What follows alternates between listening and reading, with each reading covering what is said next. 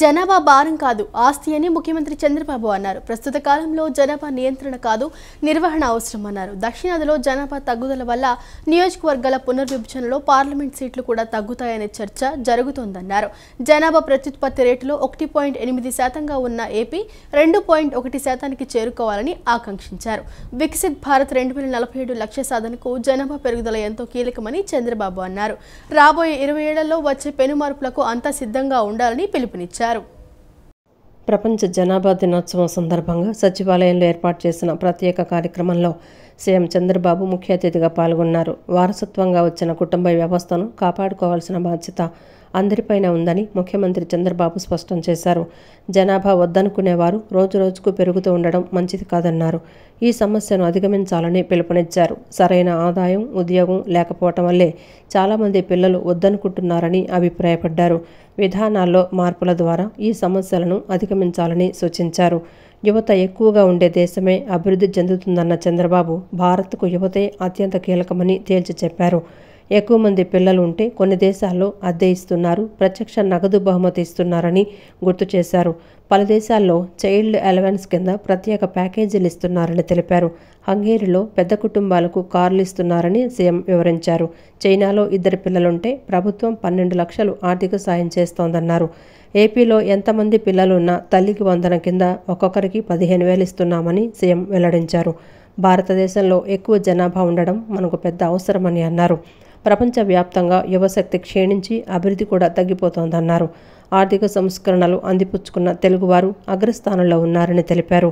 దేశమంటే మనుషులు అనే నినాదానికి సార్థకత చేకూరాలని అన్నారు.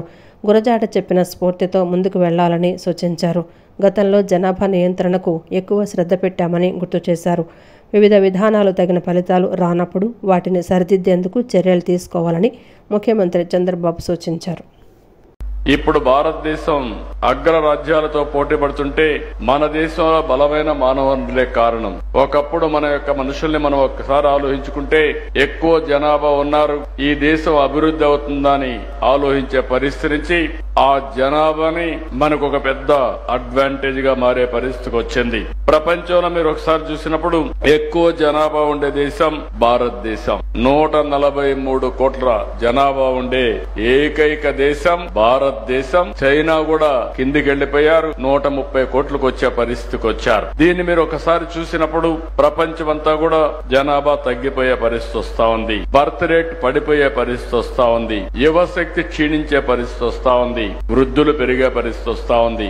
ఏ దేశమైతే ఏజింగ్ ప్రాబ్లమ్స్ వస్తాయో ఆ దేశంలో గ్రోత్ ఆగిపోతుంది. ఇంకొక పక్క మీరు చూస్తే భవిష్యత్తులో చాలా సమస్యలు వచ్చే పరిస్థితి వస్తాయి. అందుకే ఈ రోజు మనం అందరం కూడా ఆలోచించుకోవాల్సిన అవసరం ఉంది. ఈ రోజు ఒక్కసారి ఫెర్టిలిటీ రేట్ ప్రపంచం అంతా చూస్తే మీకు అవగాహన వస్తుంది.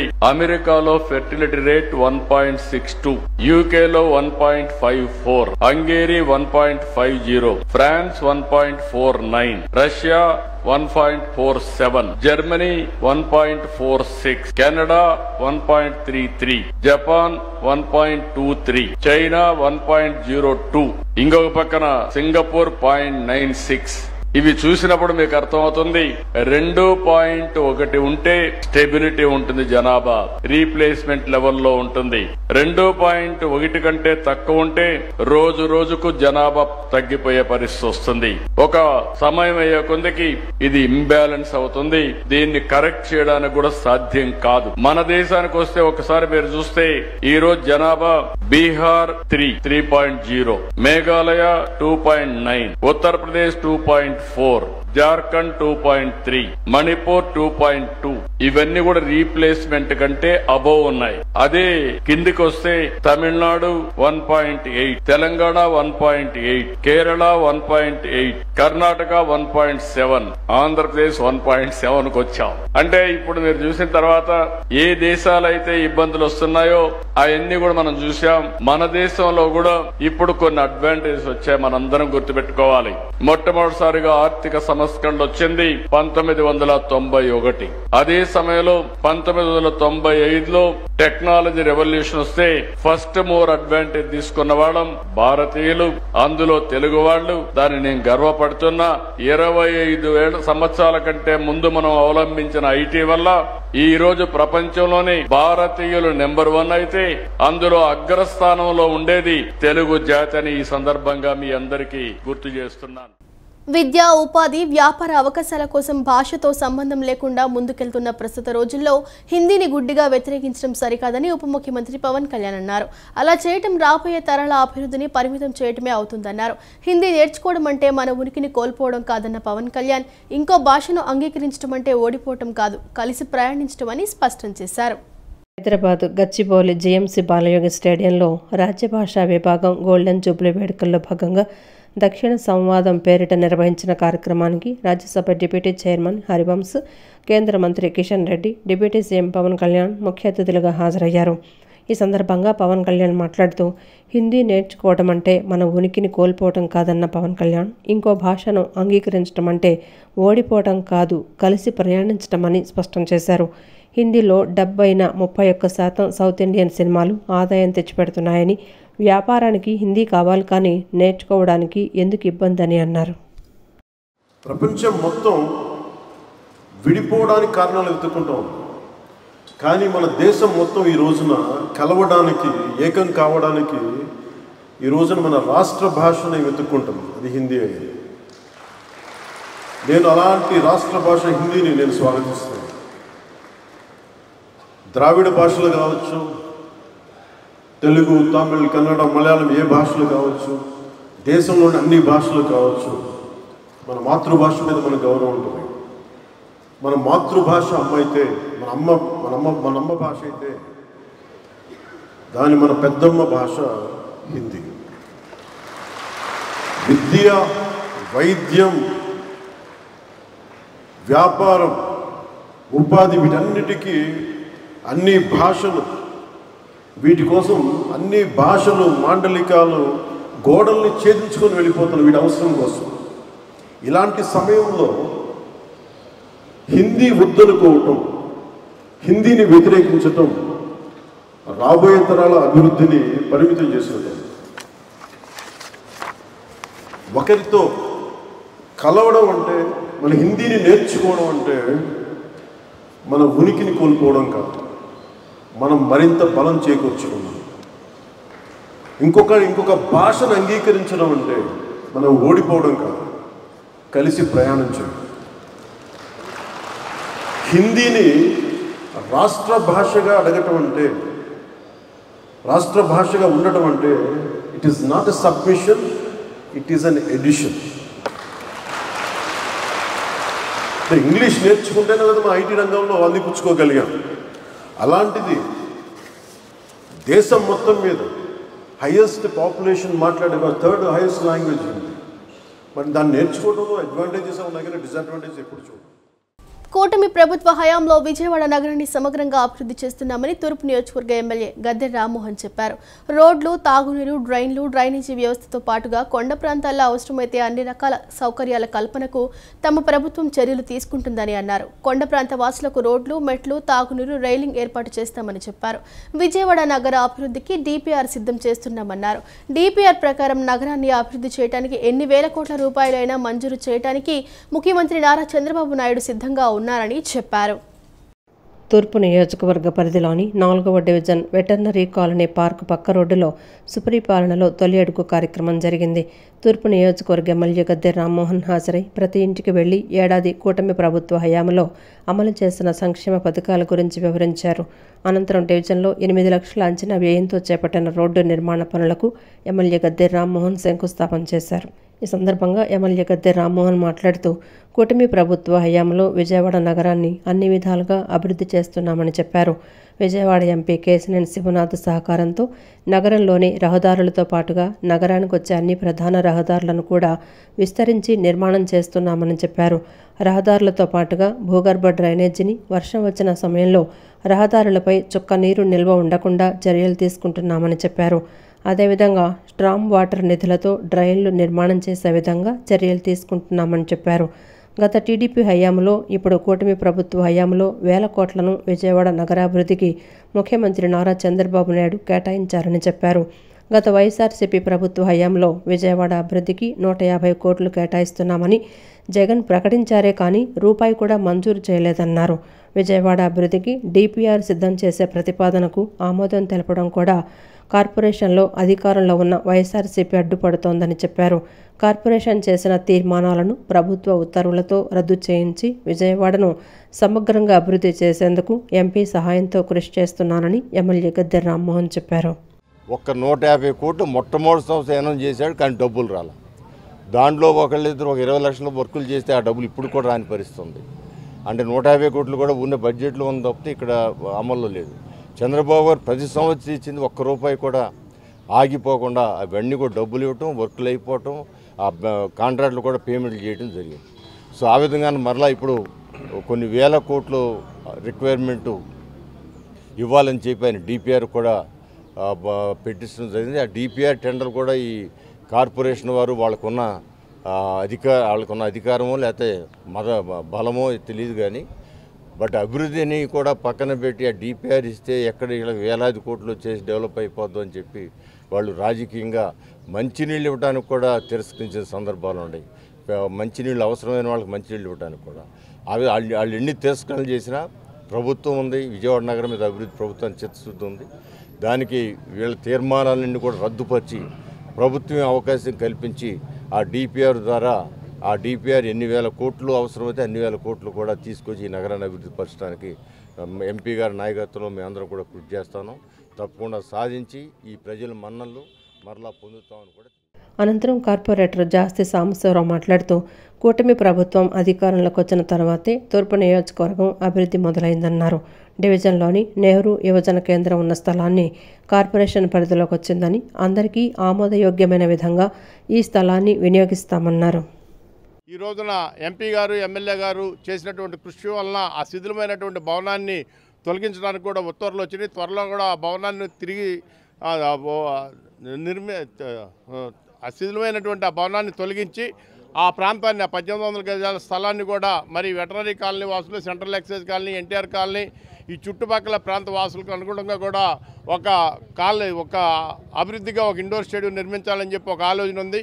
పోతే ఇంకొక విషయం ఏంటంటే విజయవాడ నగరాభివృద్ధి కోసం మరి ఎమ్మెల్యేలు 3 మరి ఎంపీ గారు కలిసి అనేకమైనటువంటి అభివృద్ధి పథకాలకు డిపిఆర్లు రూపొందించుకొని కౌన్సిల్లో ఆమోదం కోసం పెడితే మరి ఇక్కడ ఉన్నటువంటి కౌన్సిల్లో ఉన్నటువంటి వైఎస్ఆర్ ప్రభుత్వం ఆ డిపిఆర్లన్నింటినీ కూడా ఆమోదించుకోకుండా వాయిదాలు వేసుకొని విజయవాడ నగరాన్ని అభివృద్ధిని కుంటుపరచడానికి ప్రయత్నిస్తూ ఉన్నారు. వాళ్ళు ఎన్ని వేషాలు వేసినా కూడా విజయవాడ నగర అభివృద్ధిని మేము కాంక్షిస్తూ ముందుకెళ్తామని కూడా మీకు తెలియజేస్తాం. గంజాయిని చాక్లెట్ల రూపంలో మలిచి రవాణా చేస్తున్న వ్యక్తిని ఈగల్ టీం, రైల్వే పోలీసులు అరెస్టు చేశారు. అతని వద్ద నుంచి గంజాయి చాక్లెట్లు ఉన్న ఒక బ్యాగ్ను వారు స్వాధీనం చేసుకున్నారు. పశ్చిమ బెంగాల్ నుంచి చెన్నై తరలిస్తుండగా ఏలూరు, విజయవాడ పోలీసులు సంయుక్తంగా దాడులు నిర్వహించి గంజాయి చాక్లెట్లను స్వాధీనం చేసుకున్నట్లు జీఆర్పీ, డీఎస్పీ తెలిపారు. రాష్ట్రాన్ని మాదక ద్రవ్య రహితంగా తీర్చిదిద్దాలన్న సంకల్పంతో విస్తృతంగా తనిఖీలు చేస్తున్నామన్నారు. గంజాయి, ఇతర మాదక ద్రవ్యాలపై పోలీసులు ఉక్కుపాదం మోపడంతో స్మగ్లర్లు సరికొత్త దారులు వెతుకుతున్నారు. గంజాయి రూపంలో తరలిస్తే సులువుగా పోలీసులకు చిక్కే ప్రమాదం ఉండటంతో వారు గంజాయిని చాక్లెట్ల రూపంలో మలిచి అక్రమంగా తరలిస్తున్నారు. పశ్చిమ బెంగాల్ రాష్ట్రం నుంచి కోణార్క్ ఎక్స్ప్రెస్ ద్వారా గంజాయిని చెన్నైకి తరలిస్తున్నారన్న పక్కా సమాచారంతో Eluru CI Ravikrishna, Vijayawada government railway police DSP G Ratnaraju నేతృత్వంలో ఈగల్ టీం కోణార్క్ ఎక్స్ప్రెస్లో విస్తృతంగా తనిఖీలు నిర్వహించారు. ఈ తనిఖీల్లో చాక్లెట్ల రూపంలో తరలిస్తున్న గంజాయిని స్వాధీనం చేసుకున్నారు. ఇందుకు సంబంధించి నిందితుడిని అదుపులోకి తీసుకున్నారు. జీఆర్పీ డీఎస్పీ రత్నరాజు విలేకరులతో మాట్లాడుతూ రాష్ట్రాన్ని మాదక ద్రవ్య రహితంగా తీర్చిదిద్దే సంకల్పంతో ప్రభుత్వం చేస్తున్న కృషికి తాము వీటి రవాణాపై ప్రత్యేక దృష్టి సారించామన్నారు. ముఖ్యంగా రైళ్ల ద్వారా గంజాయి అక్రమ రవాణా జరుగుతుందన్న సమాచారంతో దాడులు నిర్వహిస్తున్నామన్నారు. ఈ దాడుల్లో గంజాయిని చాక్లెట్లు రవాణా చేస్తున్నట్లు గుర్తించామన్నారు. ఇందుకు సంబంధించి వెస్ట్ బెంగాల్కు చెందిన నిందితుడిని అరెస్టు చేసినట్లు ఆయన వివరించారు. గంజాయి, ఇతర మాదక ద్రవ్యాలను అక్రమంగా వినియోగిస్తున్న, తరలించిన కఠిన చర్యలు తీసుకుంటామని రత్నరాజు స్పష్టం చేశారు. ఈ కార్యక్రమంలో రైల్వే పోలీసులు, ఈగల్ టీం సిబ్బంది పాల్గొన్నారు. గంజాయిని మెల్ట్ చేసి ఒక చాక్లెట్ రూపంలో తయారు చేసి ఇది ట్రాన్స్పోర్ట్ చేయడం జరుగుతుంది. అందుకోసం మనం ఎవ్రీ వీక్ ఒక మన జాయింట్ ఆపరేషన్ ఒకటి స్టార్ట్ చేసాం, ఆపరేషన్ ఫ్లష్ అవుట్లో. దానిలో ల్యాండ్ ఆర్డర్ పోలీస్ వారు, GRP, RPF plus Eagle team వారి ఆధ్వర్యంలో మనందరం కూడా ఇవన్నీ ఆపరేషన్ టేకప్ చేస్తున్నాం. అదే మాదిరి ఈవేళ కూడా మనకి కోరమండల్ ఎక్స్ప్రెస్లో ఈ 4 ఆర్గనైజేషన్లో ఉన్నటువంటి టీము ఏలూరులో బయలుదేరి ఈ కోరమండల్లో చెక్ చేయడం జరిగింది. ఆ చెక్కింగ్స్లో మనం ఒక ముద్దాయిని పట్టుకోవడం జరిగింది. అతని దగ్గర నుంచి ఈ రిఫైన్డ్ గంజాయి చాక్లెట్స్ స్వాధీనం చేసుకోవడం జరిగింది. ఇది మన వెస్ట్ బెంగాల్ నుంచి చెన్నైకి ఏదో పనుల నిమిత్తం వెళ్తున్నట్టుగా వీళ్ళు ప్రిటెండ్ చేస్తూ ఈ గంజాయి ట్రాన్స్పోర్ట్ చేయడం జరుగుతుంది. ఆ విధంగా ఈ ట్రాన్స్పోర్ట్ కాకోకుండా పకడ్బందీగా వ్యూహాత్మకంగా మనం వీళ్ళంతా కూడా పట్టుకుని ఫర్దర్గా గంజాయి ట్రాన్స్పోర్ట్ కాకుండా చూడడానికి ఆపరేషన్ ఫ్లష్ అవుట్ అనేది మనం ఉపయోగించుకుంటున్నాం. రాష్ట్ర నవ్య రాజధాని అమరావతికి గేట్వే అయిన విజయవాడను సిటీ ఆఫ్ విక్టరీగా తీర్చిదిద్దేందుకు ఎన్టీఆర్ జిల్లా సమగ్ర అభివృద్ధిలో మీడియా పాత్ర కీలకమని ఎన్టీఆర్ జిల్లా కలెక్టర్ డాక్టర్ లక్ష్మీస తెలిపారు. యోగాంధ్ర వంటి వివిధ అంశాలపై ప్రజల్లో చైతన్యం తేవటంలో మీడియా చేస్తున్న కృషి అనిర్వచనీయమని అన్నారు. యోగాంధ్ర విజయవంతం నేపథ్యంలో నేడు నగరంలోని గురునానక్ కాలనీ శుభలగ్న వేదికలో జరిగిన మీడియా ప్రతినిధుల ఆత్మీయ సమావేశంలో కలెక్టర్ లక్ష్మీస పాల్గొని మాట్లాడారు. ఆరోగ్య ఆంధ్ర, స్వర్ణాంధ్ర లక్ష్యాల సాధన దిశగా ముఖ్యమంత్రి దార్శనికతతో రాష్ట్ర ప్రభుత్వం ఆవిష్కరించిన యోగాంధ్ర విజయవంతానికి మీడియా విశేష కృషి చేసిందని, వైబ్రెంట్ విజయవాడతో పాటు జిల్లా అన్ని రంగాల్లోనూ అభివృద్ధి సాధించేందుకు ఇదే విధమైన చేయూతనందించాలని పేర్కొన్నారు. మీడియా వార్తలు, కథనాలతో ప్రజల్లో యోగా ఔన్నత్యంపై మంచి అవగాహన ఏర్పడిందని, యోగాంధ్ర కార్యక్రమ రూపకల్పన, ఉద్దేశాలు, లక్ష్యాలు ప్రజలకు చేరువ చేసేందుకు దోహదం చేశాయన్నారు. జిల్లాలో పర్యాటక రంగాభివృద్ధికి అపార అవకాశాలున్న నేపథ్యంలో కొత్త టూరిజం సర్క్యూట్లపై దృష్టి పెడుతున్నామని, టెంపుల్ టూరిజం, ఎకో టూరిజం అభివృద్ధికి దార్శనిక ప్రణాళికలు రూపొందించామని వివరించారు. కార్యక్రమంలో DIPRO KV Ramanarao, DPRO S Mohan Rao, divisional PRO K Ravi, publicity supervisor VV Prasad, వివిధ మీడియా సంస్థల ప్రతినిధులు పాల్గొన్నారు. కంపల్సరీగా మనందరం కలిసి అనుకుంటే కంపల్సరీగా మన విజయవాడని ఒక వైబ్రెంట్ విజయవాడ, అలాగే ఒక హ్యాపెనింగ్ విజయవాడ అంటే సిటీ ఆఫ్ విక్టరీ అని మనం డిక్లేర్ చేసుకొని ముందుకు వెళ్ళొచ్చు. సో ఈ సందర్భంగా మీ అందరికీ మళ్ళీ ఒకసారి ఆ యోగాంధ్రలో మీరు సహకరించిన ప్రతి ఒక్కరికి పేరు పేరున ధన్యవాదాలు తెలియజేసుకుంటూ, ఇది టైటిల్ ట్యాగ్ పోటీ కూడా ఆల్మోస్ట్ కోరిక వచ్చింది. ఆల్రెడీ కమిటీ దాని మీద పనిచేస్తూ ఉంది. అది కూడా త్వరలోనే మీ అందరి సమక్షంలోనే అది డిక్లేర్ చేసి మన జిల్లాకు ఒక మంచి టైటిల్ అలాగే ట్యాగ్లైన్ పెట్టుకుంటూ ఒక పర్యాటక ప్రాంతంగా ఒక మంచి విజిట్ చేయడానికి మంచి సిటీగా మన విజయవాడని తీర్చిదిద్దుకుందాము. దానికి మీరందరూ సహకరిస్తారని కోరుకుంటూ ఈ కార్యక్రమానికి, ఈ థ్యాంక్స్ గివింగ్ ప్రోగ్రామ్కి మీరందరూ ఎంత షార్ట్ నోట్స్లో చెప్పినా ఎంతో ఉత్సాహంగా నిండు మనసుతో వచ్చిన మీ అందరికీ నా హృదయపూర్వక ధన్యవాదాలు తెలియజేసుకుంటున్నాను. అమరావతిలో రాజధాని నిర్మాణం చేయడం ద్వారా రాష్ట్రానికి ఆదాయం గణనీయంగా వస్తోందని తెలుగుదేశం పార్టీ అధికార ప్రతినిధి నాగుల్ మీరా అన్నారు. సంపదను సృష్టించి పేదవారికి సంక్షేమ పథకాలు, మౌలిక సదుపాయాలు కల్పించాలనే లక్ష్యంతో సీఎం చంద్రబాబు నిరంతరం శ్రమిస్తున్నారని స్పష్టం చేశారు. నగరంలోని 1 టౌన్ 51వ డివిజన్లో సుపరిపాలనలో తొలి అడుగు కార్యక్రమం నిర్వహించారు. ఈ కార్యక్రమానికి టీడీపీ రాష్ట్ర అధికార ప్రతినిధి నాగుల్ మీరా, నియోజకవర్గ పరిశీలకుడు చిట్టిబాబు, డివిజన్ పార్టీ అధ్యక్షుడు దుర్గారావు, కన్వీనర్ ధర్మారావు, నాగమణి, ఆశ, పలువురు నాయకులు పాల్గొన్నారు. డివిజన్లోని ప్రతి గడపకు వెళ్లి ఏడాది పాలనలో జరిగిన అభివృద్ధి, సంక్షేమ పథకాల అమలు గురించి డివిజన్ ప్రజలకు వివరించారు. అనంతరం నాగుల్ మీరా మాట్లాడుతూ ప్రతి ఇంటికి వెళ్తుంటే మహిళలు ఆనందాన్ని వ్యక్తం చేస్తున్నట్లు తెలిపారు. స్కూల్ తెరిచే సమయానికి తల్లికి వందనం పథకం డబ్బులు తల్లుల ఖాతాల్లో జమ చేయడంతో పుస్తకాలు, బూట్లు, పలు రకాల వస్తువులు కొనుగోలు చేయడం చాలా ఉపయోగపడటంతో పాటు తమపై భారం తగ్గిందన్నారు. ప్రస్తుతం రాష్ట్రం ఆర్థికంగా బాగా చితికిపోయిందని, గత వైసీపీ ప్రభుత్వంలో 10 లక్షల కోట్ల రూపాయలు అప్పులు చేసి ప్రజలపై మోయలేని భారాన్ని వేశారని మండిపడ్డారు. జగన్మోహన్ రెడ్డి చేసిన మోసానికి టిట్కో లబ్ధిదారులు కష్టాలు ఎదుర్కొంటున్నారని ఆవేదన వ్యక్తం చేశారు. టిట్కో లబ్ధిదారుల పేరుతో జగన్మోహన్ రెడ్డి కోట్లాది రూపాయలు రుణాలు తీసుకున్నారని తెలిపారు. జగన్మోహన్ రెడ్డిని రాష్ట్ర ప్రజలంతా అసహ్యించుకుంటున్నారని విమర్శించారు. అమరావతిలో రాజధాని నిర్మాణం చేయటం ద్వారా రాష్ట్రానికి ఆదాయం గణనీయంగా వస్తోందని, యువతకు ఉద్యోగం ఉపాధి అవకాశాలు లభిస్తాయని తెలిపారు. పశ్చిమ నియోజకవర్గంలో ఎమ్మెల్యే సుజనా చౌదరి, ఎంపీ కేశినేని శివనాథులు కార్యాలయాలు ఏర్పాటు చేసి ప్రజలకు నిరంతరం అందుబాటులో ఉంటున్నారని చెప్పారు. రాష్ట్ర అభివృద్ధి జరగాలి, పేదవాళ్ళకు మౌలిక సదుపాయాలు సమకూర్చాలన్నటువంటి ఆయన తపనకి, ఆయన ఈ వయసులో పడుతున్నటువంటి కష్టానికి ఈరోజు ప్రజలు చాలా ఆనందంగా నైతికంగా మేము చంద్రబాబు గారి వెంట ఉన్నాం, చంద్రబాబు గారి పాలన బాగుంది, మాకు ఏ సమస్యలు లేవు, గతం కంటే బాగుంది అన్నప్పుడు మాకు చాలా ఆనందంగా ఉంది. ఎందుకంటే ప్రజలు మా మీద నమ్మకంతో పశ్చిమ నియోజకవర్గంలో గౌరవ శాసనసభ్యులు సుజనా చౌదరి గారికి 47,000 ఇచ్చారు, గౌరవ పార్లమెంటు సభ్యులు చిన్ని గారికి 57,000 ఇచ్చారు. ఈ గణనీయమైనటువంటి మెజారిటీ వచ్చినటువంటి ఈ నియోజకవర్గంలో ఏ సమస్యలు లేకుండా ప్రత్యేకంగా చిన్ని గారు కూడా ఇక్కడ మరి ఆఫీస్ ప్రారంభించి ప్రజలకు దగ్గరగా ఉండాలని, అలాగే సుజనా చౌదరి గారు కూడా ఆఫీస్ ప్రారంభించి 2 తలుపులు ఎప్పుడు 24 గంటలు ఎమ్మెల్యే గారి ఆఫీస్ తలుపు కానీ ఎంపీ గారి ఆఫీస్ తలుపు కానీ తెరుస్తుంటే ఏ సమస్య వచ్చినా చెప్పండి, స్థానికంగా మేము నాయకులుగా ఉన్నాం, తప్పనిసరిగా ప్రజల పక్షాన ఉంటాం, ప్రజా సమస్యలు పరిష్కరిస్తాం. అనంతరం నియోజకవర్గ పరిశీలకులు చిట్టిబాబు, డివిజన్ అధ్యక్షులు దుర్గారావులు మీడియాతో మాట్లాడుతూ సుపరిపాలనలో తొలి అడుగు కార్యక్రమంపై డివిజన్లో పర్యటిస్తుంటే ప్రజలు ఆనందంతో స్వాగతం పలుకుతున్నారని, కూటమి ప్రభుత్వం ఏడాది పాలనలో అమలు చేసిన సంక్షేమ అభివృద్ధి కార్యక్రమాలు సంతృప్తి వ్యక్తం చేస్తున్నారని, 250 రూపాయలు పింఛను పెంచడానికి వైసీపీ ఏడాది సమయం తీసుకుంటే ప్రస్తుత కూటమి ప్రభుత్వం 1000 రూపాయలు ఏకకాలంలో పెంచిందని తెలిపారు. రాష్ట్రంలో ఏ సమస్యలు ఉన్నాయనే తెలుసుకోవడానికి సుపరిపాలన తొలి అడుగు కార్యక్రమం చక్కగా దోహదపడుతుందన్నారు. జగన్మోహన్ రెడ్డి మాట తప్పాడు, కానీ మన ముఖ్యమంత్రి చంద్రబాబు నాయుడు గారు ఎంతమంది పిల్లలైతే ఉన్నారో అందరికీ చదివించాలన్న సదుద్దేశంతో 15,000 ఇస్తున్నారని చెప్పి, ఎంతమంది పిల్లలు ఉంటే అంతమందికి ఇస్తున్నారని చెప్పి ప్రజలే స్వచ్ఛందంగా వచ్చి చెబుతున్న పరిస్థితి. ఇవి కాకుండా ఈ డివిజన్లో కానీ ఈ నియోజకవర్గంలో కానీ రాష్ట్రంలో కానీ ఇంకేం సమస్యలు ఉన్నాయో తెలుసుకోవటానికి కూడా మాకు ఈ సుపరిపాలనలో తొలి అడుగు అనేది ఒక మంచి వేదిక అయింది.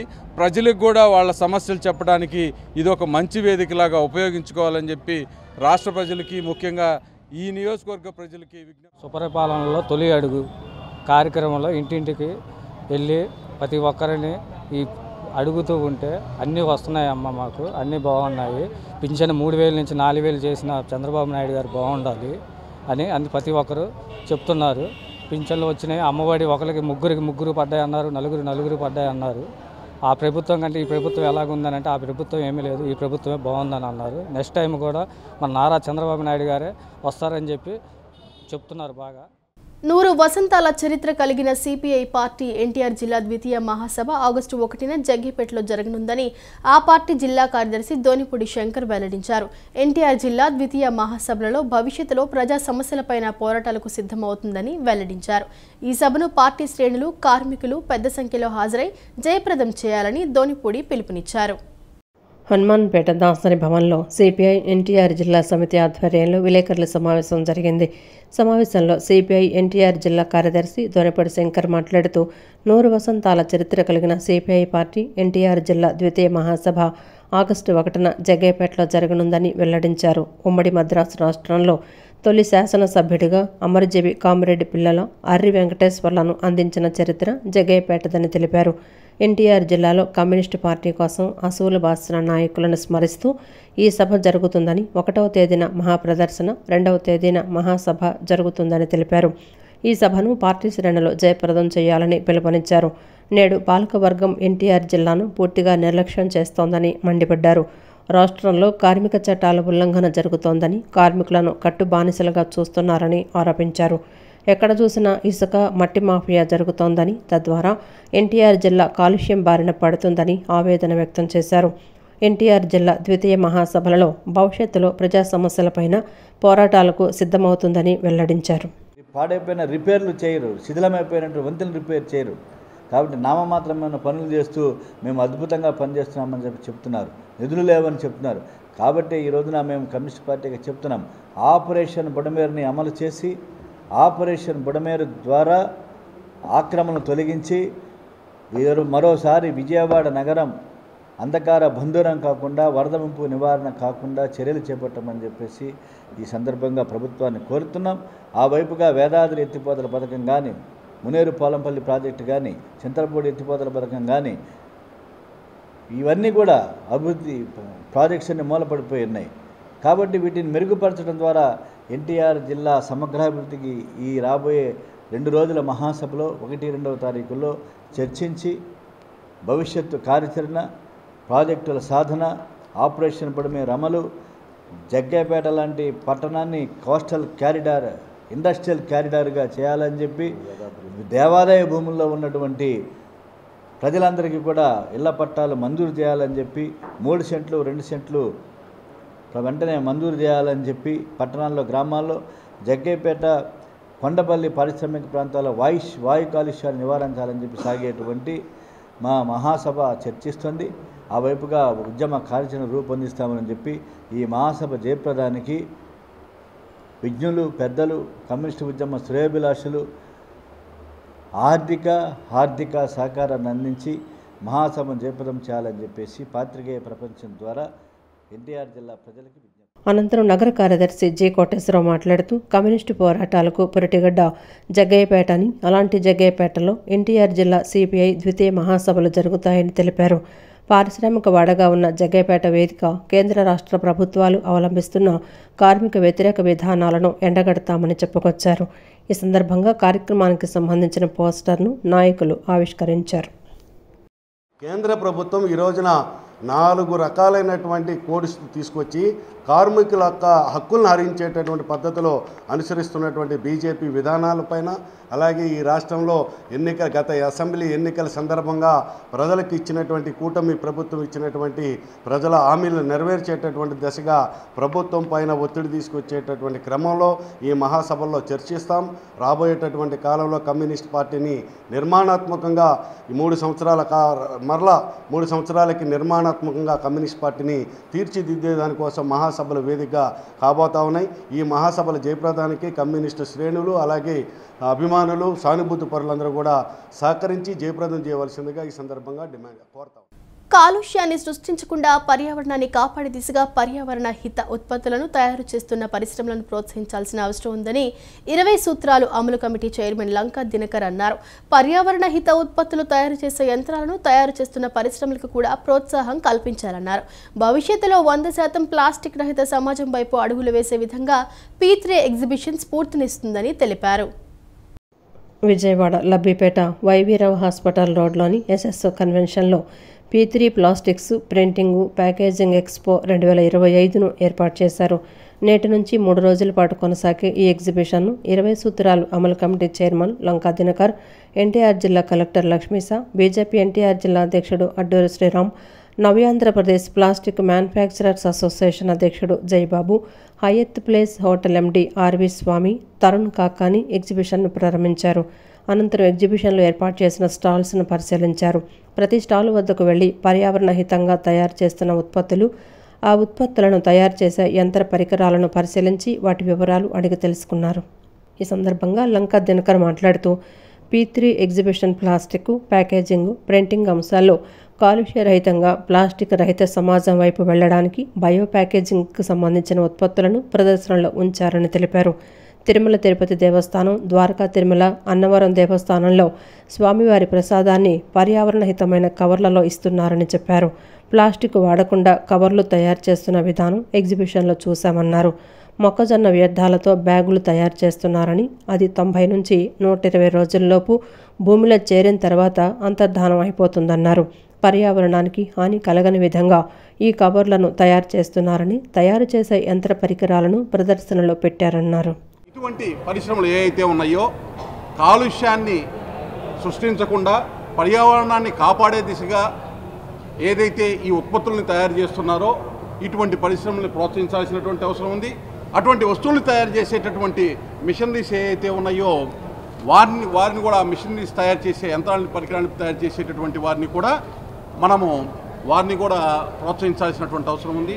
ఇప్పుడు అన్నవరం దేవస్థానానికి ఇస్తున్నటువంటి బ్యాగ్ ఏదైతే ఉందో ప్రసాదము ఇటువంటివి భక్తులకు ఇచ్చేటటువంటి బ్యాగ్ ఇక్కడ తయారు చేసేటటువంటి సంస్థలే ఇక్కడ ఉన్నటువంటి సంస్థలు వీటిని తయారు చేస్తున్నాయి. ఇవి మనకి చూడటానికి ప్లాస్టిక్ లాగా అనిపిస్తుంది కానీ ఇది ప్లాస్టిక్ కాదు. ఇది మొక్కజొన్న వ్యర్థాల నుంచి తయారు చేసినటువంటి బ్యాగ్. పర్యావరణాన్ని పరిరక్షించుకునేటట్టుకి దానికి ఒక అడుగు వేసేయడానికి ప్రారంభించినటువంటి వస్తువులు ఇవన్నీ కూడా. భవిష్యత్తులో 100% ప్లాస్టిక్ రహిత సమాజం వైపు మనము అడుగులు వేసేటటువంటి విధంగా ఈ ఎగ్జిబిషన్ స్ఫూర్తినిస్తుందని, ఈ ఎగ్జిబిషన్ని ఇంత చక్కగా నిర్వహిస్తున్నటువంటి నిర్వాహకులందరికీ కూడా ప్రతి ఒక్కరు కూడా పేరు పేరున వారికి ధన్యవాదాలు, కృతజ్ఞతలు తెలియజేస్తూ అనంతరం కలెక్టర్ లక్ష్మీస మాట్లాడుతూ సాలిడ్ వేస్ట్ మేనేజ్మెంట్లో ముఖ్యమైన ప్లాస్టిక్కు స్పష్టమైన పరిష్కార మార్గం తీసుకురావాలని సీఎం చంద్రబాబు ఆలోచించి స్వచ్ఛాంధ్ర స్వర్ణాంధ్ర కార్యక్రమం తీసుకొచ్చారని అన్నారు. అందులో భాగంగా సింగిల్ యూజ్డ్ ప్లాస్టిక్ నివారణ చేస్తూ ప్రత్యామ్నాయం వెతుకుతున్నామని తెలిపారు. పాలిథిన్, ప్లేట్స్, కప్స్ ఎక్కువగా వస్తున్నాయని చెప్పారు. దానికి ప్రత్యామ్నాయాలు ఉన్నాయని సైన్స్ చెప్తున్నాయని అన్నారు. మొక్కజొన్న వ్యర్థాలతో కవర్లు తయారు చేస్తున్నారని, అది సక్సెస్ అయితే ప్రత్యామ్నాయం లభించినట్లేనని చెప్పారు. పర్యావరణాన్ని, పరిసర ప్రాంతాలను కాపాడుకోవచ్చని, భావితరాలకు మంచి సమాజాన్ని, వాతావరణాన్ని అందించవచ్చని చెప్పారు. ఎక్కువ మంది బయోడిగ్రేడబుల్ ప్లాస్టిక్ ఉత్పత్తుల గురించి అవగాహన కల్పించి, ప్రతి ఒక్కరికి అవగాహన కల్పించి ఎక్కువ మంది వాడేలా చూడాలన్నారు. రాష్ట్రాన్ని, దేశాన్ని ప్లాస్టిక్ రహితంగా చేసి పర్యావరణాన్ని కాపాడాలన్నారు. ఉన్నాయి. మనం వాడేసి పడేసిన 9 రోజుల నుంచి 120 రోజుల లోపల ఇది మట్టిలో కలిసిపోతుందని చెప్తున్నారు. ఇదే కనుక సక్సెస్ అవుతే మనకి ప్లాస్టిక్కి మంచి ప్రత్యామ్నాయం ఉంటుంది. మన పర్యావరణాన్ని, మన పరిసర ప్రాంతాన్ని మనం పొల్యూషన్ ఫ్రీగా పెట్టుకోవచ్చు. భావి తరాలు కూడా మంచి సమాజాన్ని, అలాగే మంచి వాతావరణాన్ని ఇవ్వచ్చు. కాబట్టి ఇది ఒక మంచి పరిణామము. ఏదైతే ఈ P3 ప్రోగ్రామ్ చేస్తున్నారో, ఎగ్జిబిషన్ చేస్తున్నారో, దీంట్లో అత్యధికంగా ఎక్కువ మంది ఈ బయోడిగ్రేడబుల్ ప్లాస్టిక్ గురించి అవేర్నెస్ తీసుకొచ్చి ప్రతి ఒక్కరికి బయోడిగ్రేడబుల్ ప్లాస్టిక్ వస్తువులు, పరికరాల గురించి అవేర్నెస్ కల్పించి ఎక్కువ మంది వాడేలాగా చేసి మనము ఈ ప్లాస్టిక్ని సొసైటీలో ఎంత తగ్గించగలిగితే అంత తగ్గించి మన రాష్ట్రాన్ని, అలాగే మన దేశాన్ని ప్లాస్టిక్ రహిత దేశంగా చేసి పర్యావరణాన్ని కాపాడాలని ప్రతి ఒక్కరిని కోరుకుంటున్నాను. అఖిల భారత విద్యార్థి పరిషత్ ఏబీవీపీ కార్యకర్తకి దేశమే ప్రథమమని, దేశ నిర్మాణం కోసం ఏబీవీపీ కార్యకర్తలు పనిచేస్తారని అఖిల భారత విద్యార్థి పరిషత్ జాతీయ కార్యదర్శి శ్రావణ్ బి రాజ్ తెలిపారు. సాంఘిక, రాజకీయ, అధికార యంత్రాంగం ఇలా ప్రతి రంగంలోనూ ఏబీవీపీ కార్యకర్తలు అన్ని హోదాల్లో ఉన్నారని చెప్పారు. విద్యా సంస్థల్లో విద్యార్థులు ఎదుర్కొంటున్న సమస్యలను పరిష్కరించడంలో ఏబీవీపీ కార్యకర్తలు ఎప్పుడూ ముందు ఉంటారని చెప్పారు. అఖిల భారత విద్యార్థి పరిషత్ ఏబీవీపీ 77వ ఆవిర్భావ దినోత్సవం నగరంలో ఘనంగా నిర్వహించారు. విజయవాడ మొగల్రాజ్పురంలోని పీబీ సిద్ధార్థ కళాశాల ఆడిటోరియం నుంచి ఈట్ స్ట్రీట్ వరకు భారీ ర్యాలీ నిర్వహించారు. తొలుత పీబీ సిద్ధార్థ కళాశాల మైదానంలో ఏబీవీపీ పతాకావిష్కరణ కార్యక్రమం నిర్వహించారు. ఏబీవీపీ జాతీయ కార్యదర్శి శ్రావణ్ బి రాజ్ ఏబీవీపీ పతాకాన్ని ఆవిష్కరించారు. అనంతరం వందే మాతరం గీతాలాపన అనంతరం ర్యాలీని ప్రారంభించారు. ఈ ర్యాలీకి నగరంలోని వివిధ కళాశాలలకు చెందిన విద్యార్థులు భారీ సంఖ్యలో పాల్గొన్నారు. ఈ సందర్భంగా శ్రావణ్ రాజ్ మాట్లాడుతూ భారతదేశంలో అతిపెద్ద విద్యార్థి సంఘం ఏబీవీపీ అని పేర్కొన్నారు. 77 సంవత్సరాల క్రితం 5గురితో ఢిల్లీ యూనివర్సిటీలో ప్రారంభమైందని, గత విద్యా సంవత్సరానికి 6 మిలియన్లకు చేరుకుందని చెప్పారు. దేశం ప్రథమం, ఆ తర్వాతే అన్నీ అనే నినాదంతో ఆవిర్భవించిన ఏబీవీపీ గత 77 సంవత్సరాలుగా దేశ పునర్నిర్మాణానికి కృషి చేస్తోందన్నారు. విద్యా సంస్థల్లో విద్యార్థులు ఎదుర్కొంటున్న సమస్యలను పరిష్కరించడంలో సంస్థ ఎప్పుడూ ముందుంటుందని చెప్పారు. భారతదేశంలో విద్యార్థులకు నాణ్యమైన విద్య అందాలి, అన్ని వర్గాల విద్యార్థులకు విద్య అందుబాటులో ఉండాలనే లక్ష్యంతో పనిచేస్తోందన్నారు. ఏబీవీపీ ఆవిర్భావ దినోత్సవాన్ని పురస్కరించుకొని నిర్వహించిన ర్యాలీకి విద్యార్థులు భారీగా తరలి రావడం ఆనందంగా ఉందన్నారు. Even in the social sector, political sector, bureaucracy sector, ABVP Karyakartas are there in all the position. Starting from a policy maker to an minister in the central level tak, ABVP Karyakartas has reached. This is a sadhana of Vidyarthi Parishad Karyakartas from the last 77 years. And in this occasion, Akhila Bharatiya Vidyarthi Parishad Vijayawada team is organizing a massive rally in the heart of the city. This is going to create a great impact in the educational scenario of the whole Vijayawada and in the Andhra Pradesh state. అనంతరం ABVP రాష్ట్ర కార్యదర్శి వెంకట గోపి మాట్లాడుతూ ABVP ప్రపంచంలో అతిపెద్ద విద్యార్థి సంఘంగా ఎదిగిందని చెప్పారు. విద్యార్థులను ఏకం చేసే నేషన్ ఫస్ట్ సెల్ఫ్ నెక్స్ట్ అనే నినాదంతో స్థాపించడం జరిగిందని చెప్పారు. విద్యార్థులకు అండగా నిలుస్తూ విద్యార్థి సమస్యలపై పోరాడుతూ వాటి పరిష్కారానికి కృషి చేస్తోందన్నారు. విద్యార్థులందరినీ ఏకం చేసి నేషన్ ఫస్ట్ సెల్ఫ్ నెక్స్ట్ అనే ఈ ఐడియాలజీతో ముందుకెళ్ళాలి, అందరం కూడా దేశం ప్రథమం అనే భావంతో ముందుకెళ్లాలని ఏబీవీపీ స్థాపించడం జరిగింది. ఏబీవీపీ యొక్క మూలాలు జ్ఞానం, శీలం, ఏకత. ఈ మూడు ఎప్పుడైతే విద్యార్థిలో ఉంటాయో, మూడు ఎప్పుడైతే విద్యార్థి ఇన్కల్కులేట్ అవుతాయో అప్పుడే భారతదేశం విశ్వగురువుగా మారిద్దని ఏబీవీపీ నమ్ముతుంది. దేశం కూడా ప్రథమంగా విద్యార్థులు పెట్టుకోవాలని ఏబీవీపీ ప్రయత్నిస్తూ ఉంది. ఈరోజు 77వ ఆవిర్భావ దినోత్సవం సందర్భంగా ముఖ్య అతిథిగా ఏబీవీపీ జాతీయ కార్యదర్శి అయినటువంటి శ్రీ శ్రావణ్ బీరాజ్ గారు ఈ విజయవాడలో సిద్ధార్థ కాలేజ్ నుంచి బందర్ రోడ్లో ఉన్నటువంటి ఈట్ స్ట్రీట్ వరకు జరిగేటువంటి ఈ యొక్క విద్యార్థి ర్యాలీలో ముఖ్య అతిథిగా పాల్గొనడం జరుగుతూ ఉంది. దీంట్లో నగరంలోని వివిధ కళాశాలలకు చెందినటువంటి విద్యార్థులందరూ కూడా భాగస్వాములు అవుతున్నారు. ఈ ర్యాలీని జయప్రదం చేయాల్సిందిగా కోరుతా ఉన్నాం. భారత్ మాతాకి జై, జై హింద్. విద్యార్థులకు నాణ్యమైన విద్యను అందిస్తూ క్రమశిక్షణ, నైతిక విలువలను బోధిస్తూ ఐఐటి నీట్లలో మంచి ర్యాంకులు సాధించేలా విద్యార్థులను తీర్చిదిద్దుతున్నామని శ్రీ శ్రీనివాస్ గ్రావిటీ విద్యా సంస్థల చైర్మన్ పరుచూరి శ్రీనివాసరావు తెలిపారు. ఒత్తిడి లేని విద్యను అందిస్తూ కేవలం విద్య ఒకటే కాకుండా విద్యార్థులకు ఆసక్తి ఉన్న రంగాల్లో ప్రోత్సహిస్తూ వారి సర్వతోముఖాభివృద్ధికి కృషి చేస్తున్నామని అన్నారు. తల్లిదండ్రుల ప్రోత్సాహం, నిపుణులైన అధ్యాపక బృందం నిరంతరం కృషి, విద్యార్థుల పట్టుదలతో రాబోయే కాలంలో మంచి ఐఐటి నీట్ ర్యాంకులు సాధించి భారతదేశానికి అందిస్తామని తెలిపారు. విజయవాడ మొగుల్రాజ్పురంలోని పిబి సిద్ధార్థ కళాశాల ఆడిటోరియంలో శ్రీ శ్రీనివాసాస్ గ్రావిటీ విద్యా సంస్థల ఫ్రెషర్స్ డే వేడుకలు ఉత్సాహభరితంగా సాగాయి. కళాశాలలో కొత్తగా చేరిన విద్యార్థుల్లో భయాన్ని పోగొట్టి వారిలో ధైర్యాన్ని, ఆత్మవిశ్వాసాన్ని పెంచి ఉత్సాహాన్ని నింపేలా ఫ్రెషర్స్ డే వేడుకలు జరిగాయి. రోజు ఏకరూప దుస్తుల్లో తరగతి గదుల్లో అధ్యాపకులు చెప్పే పాఠాలు వింటూ నోట్స్ రాసుకుంటూ పాఠ్యాంశాలను మననం చేసుకుంటూ గడిపే విద్యార్థులు సాంప్రదాయ పాశ్చాత్య వస్త్రధారణలో సినిమా పాటలకు నృత్యాలు చేస్తూ ఆటపాటలతో సందడి చేశారు. ఈ సందర్భంగా శ్రీ శ్రీనివాసాస్ గ్రావిటీ విద్యా సంస్థల చైర్మన్ పరుచూరి శ్రీనివాసరావు మాట్లాడుతూ విజయవాడలో 2018లో తమ కళాశాలను స్థాపించినప్పటి నుంచి ఐఐటి నీట్లలో సీట్ల సాధనే లక్ష్యంగా విద్యార్థులకు బోధన చేస్తూ మంచి ర్యాంకులు సాధిస్తూ విజయవాడ ప్రజలను సంతృప్తిపరుస్తున్నామని చెప్పారు. ప్రతి సంవత్సరం 10 నుంచి 15 ఐఐటి, ఎన్ఐటి ర్యాంకులు తీసుకొస్తున్నామని, ఈ సంవత్సరం కూడా మంచి ర్యాంకులు సాధించామని చెప్పారు. 30 సంవత్సరాల క్రితమే శ్రీనివాసాస్ విద్యా సంస్థల పేరుతో ఉయ్యూరులో స్థాపించడం జరిగిందని, అంచెలంచెలుగా ఎదుగుతూ గ్రావిటీ రూపంలో నేడు విజయవాడ, గన్నవరం, ఉయ్యూరు, పామరులో 4 బ్రాంచులు కలిగి ఉందని, కానూరులో కూడా హాస్టల్ క్యాంపస్ను ఏర్పాటు చేయడం జరిగిందన్నారు. విద్యార్థులకు నాణ్యమైన విద్యను అందిస్తూ చదువుతో పాటు ఆసక్తి ఉన్న రంగాల్లో వారిని ప్రోత్సహిస్తూ ఆల్రౌండర్లుగా తీర్చిదిద్దుతున్నామని అన్నారు. నేడు గ్రావిటీ ఆవిర్భావం దినోత్సవం, ఫ్రెషర్స్ డే కలిపి చేసుకుంటున్నామని అన్నారు. విద్యార్థులు ఆటపాటలతో ఉల్లాసంగా, ఉత్సాహంగా పాల్గొన్నారని చెప్పారు. శ్రీనివాస విద్యా సంస్థలు అంచెలంచెలుగా ఎదుగుతూ గ్రావిటీ రూపంలో ఈరోజు విజయవాడ, గన్నవరం, పామర్రు, వియ్యూరు 4 బ్రాంచుల్లో చక్కగా, అంటే విజయవాడ కానూరులో కూడా హాస్టల్ క్యాంపస్లను ఏర్పాటు చేయడం జరిగింది.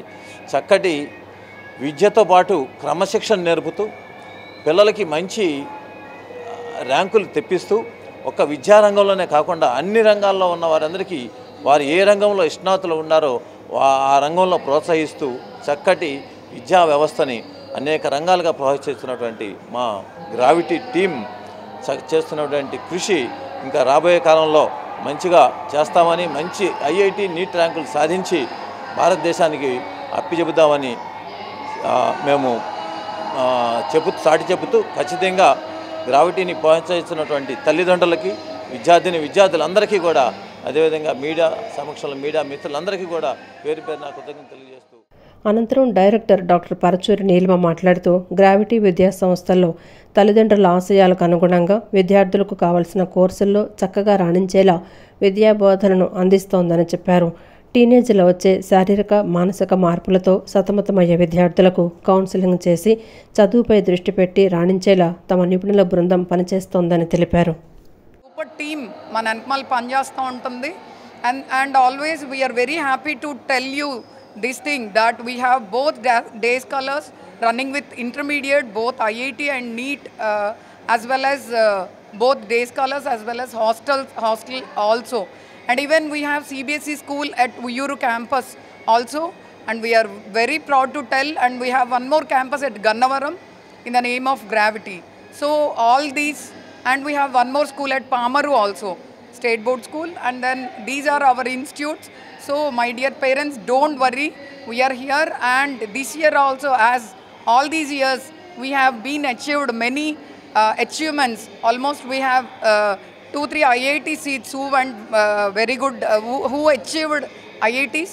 And then we are ready with NITs also, around 50 students we are expecting to go to NIT also. I especially congratulate all the team of Gravity for achieving this specially, and all my dear students, God bless you all. Thank you all. బీసీల న్యాయపరమైన డిమాండ్లు నెరవేర్చాలని కోరుతూ July 20న చలో ఢిల్లీ కార్యక్రమం చేపడుతున్నట్లు అఖిల భారత BC సంక్షేమ సంఘం జాతీయ అధ్యక్షులు లగుడు గోవిందరావు ప్రకటించారు. కేంద్రంలో బీసీ సంక్షేమ మంత్రిత్వ శాఖ ఇవ్వాలని, బీసీ సామాజిక వర్గానికి తగిన ప్రాధాన్యత కల్పించాలని, రైతులకు సబ్సిడీ కల్పించాలని, విద్యార్థులకు స్కాలర్షిప్లు ఇవ్వాలని డిమాండ్ చేశారు. గాంధీనగర్ ప్రెస్ క్లబ్లో అఖిల భారత బీసీ సంక్షేమ సంఘం ఆధ్వర్యంలో విలేకరుల సమావేశం ఏర్పాటు చేశారు. సమావేశంలో జాతీయ అధ్యక్షులు లగుడు గోవిందరావు మాట్లాడుతూ బీసీల సమస్యలను పరిష్కరించాలని, బీసీల న్యాయపరమైన డిమాండ్లు నెరవేర్చాలని కేంద్ర రాష్ట్ర ప్రభుత్వాలను కోరారు. కేంద్రం జనగణనతో పాటు కులగణన కూడా చేపట్టాలని కోరారు. కేంద్రంలో బీసీ సామాజిక వర్గానికి బీసీ సంక్షేమ శాఖ మంత్రి ఇవ్వాలని కోరారు. బీసీ సామాజిక వర్గానికి తగిన ప్రాధాన్యత కల్పించాలని, రైతులకు సబ్సిడీ కల్పించాలని, విద్యార్థులకు స్కాలర్షిప్లు ఇవ్వాలని డిమాండ్ చేశారు. బీసీలకు సంబంధించిన 20 డిమాండ్లు అమలు చేయాలని డిమాండ్ చేస్తూ జూలై 20న చెలో ఢిల్లీ కార్యక్రమం చేపడుతున్నామని, జంతర్ మంతర్ వద్ద ఒక్కరోజు దీక్ష చేయనున్నట్లు తెలిపారు. బీసీ సామాజిక వర్గానికి కేంద్ర ప్రభుత్వం తగిన ప్రాధాన్యత కల్పించాలని, బీసీ సామాజిక వర్గం చెందినటువంటి రైతులకు 100% సబ్సిడీతో కూడినటువంటి రుణాలు కూడా కల్పించాలని, బీసీ ఉద్యోగులకు ప్రమోషన్లో ప్రాధాన్యత ఇవ్వాలని చెప్పేసి కూడా, మరి విద్యార్థులను కూడా స్కాలర్షిప్లు కూడా పెద్ద ఎత్తున పెంచాలని, మరి అదేవిధంగా బీసీ నిరుద్యోగులకు ఉపాధి ఉద్యోగ అవకాశాలు కల్పించాలని తదితర 20 డిమాండ్లతో కూడినటువంటి ప్రధాన లక్ష్యంతో చలో ఢిల్లీ కార్యక్రమాన్ని చేపట్టడం జరుగుతుంది. డిమాండ్లు ఏవైతే ఉన్నాయో, సమస్యలు ఏవైతే ఉన్నాయో వాటన్నిటినీ కూడా కేంద్ర ప్రభుత్వం తక్షణమే పరిష్కరించాలి. లేని పక్షంలో పెద్ద ఎత్తున పోరాటం చేస్తామని ఇందు మూలంగా మేము కేంద్ర ప్రభుత్వాన్ని హెచ్చరిస్తూ నేడు చలో ఢిల్లీ సందర్భంగా ఆ యొక్క చలో ఢిల్లీ కార్యక్రమం సంబంధించినటువంటి పోస్టర్ను విజయవాడ ప్రెస్ క్లబ్ వేదికగా ఆవిష్కరించడం జరిగింది. జై బీసీ. కూటమి ప్రభుత్వం మెగా డిఎస్సి పరీక్ష నిర్వహించడం, వ్యాయామ ఉపాధ్యాయులను భర్తీ చేయడాన్ని స్వాగతిస్తున్నామని ఆంధ్రప్రదేశ్ వ్యాయామ విద్యా పోరాట సమితి అధ్యక్షులు మోహన్ గౌడ్ అన్నారు. కానీ కొంతమంది అభ్యర్థులు వ్యాయామ విద్య శిక్షణ తీసుకోకుండా ప్రైవేట్ కళాశాలలో సర్టిఫికెట్స్ తీసుకుని డిఎస్సి పరీక్షకు హాజరయ్యారని చెప్పారు. దీనివల్ల రెగ్యులర్గా శిక్షణ చేసేవారికి అన్యాయం జరుగుతుందన్నారు. గాంధీనగర్ ప్రెస్ క్లబ్లో ఏర్పాటు చేసిన విలేకరుల సమావేశంలో ఆయన మాట్లాడుతూ ప్రభుత్వం సర్టిఫికేషన్ వెరిఫికేషన్లో Aadhaar card, bank statement, PAN card, PF స్టేట్మెంట్లు పరిగణలోకి తీసుకోవాలన్నారు. తద్వారా నిజమైన అభ్యర్థులకు న్యాయం జరుగుతుందని పేర్కొన్నారు. విద్యా వ్యవస్థను బాగుపరచడంలో మన రాష్ట్ర ప్రభుత్వం ముందంజలో ఉంది.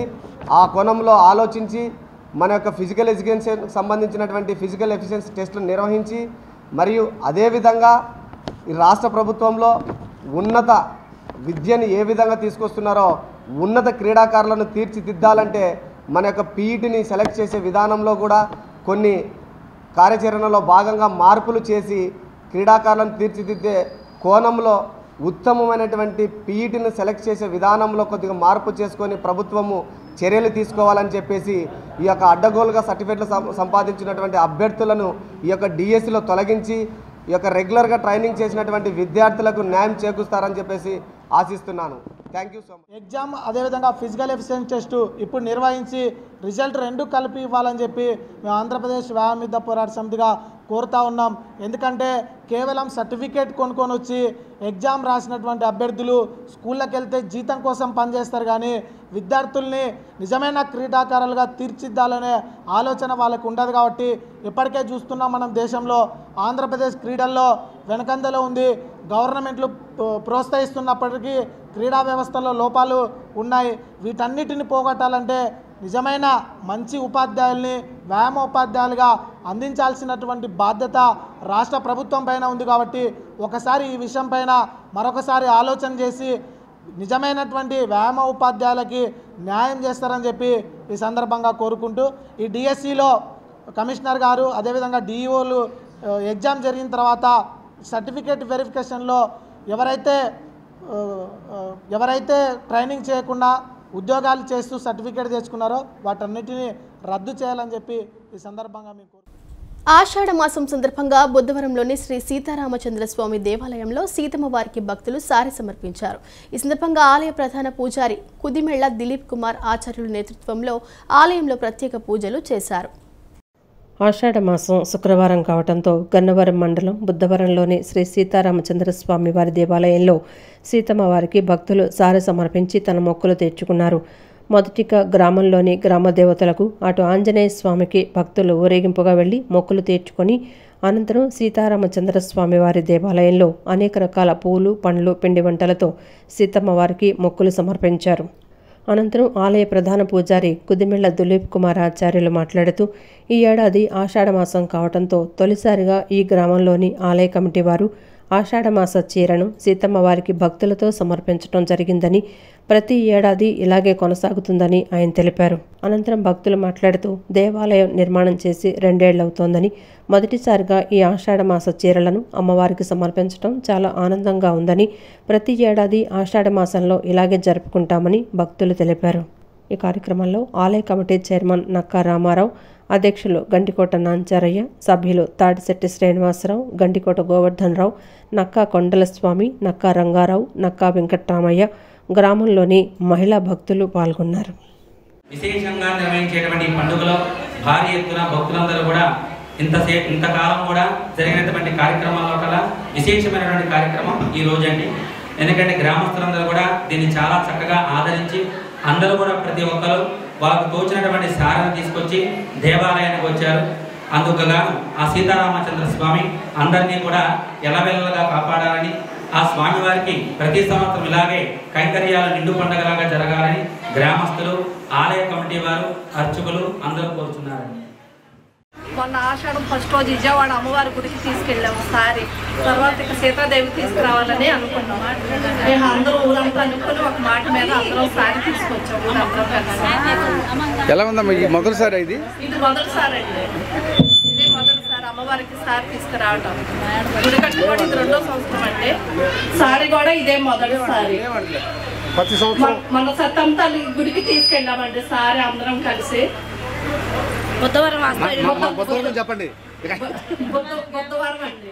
బుద్ధవరం అందరం కలిసి లడ్డూలు, సున్నుండలు, జంతికలు, కజ్జికాయలు, పసుపు, కుంకుమ, చీర జాకెట్, గాజులు అన్ని వస్తువులు అందరూ ఊరంతా కలిసి అంగరంగ వైభవంగా తీసుకొని వచ్చామండి. మాకు ఈ సంతోషం బాగా సంతోషంగా ఉందండి. ఈ అవకాశం ఇచ్చినందుకు రాముల వారికి కోటి దండాలు. కమిటీ వారికి రాముల వారి ఇచ్చారని మాకు ఇది అవకాశం, మా అదృష్టం అండి. ఈ వార్త ఇంతటితో సమాప్తం. నమస్కారం.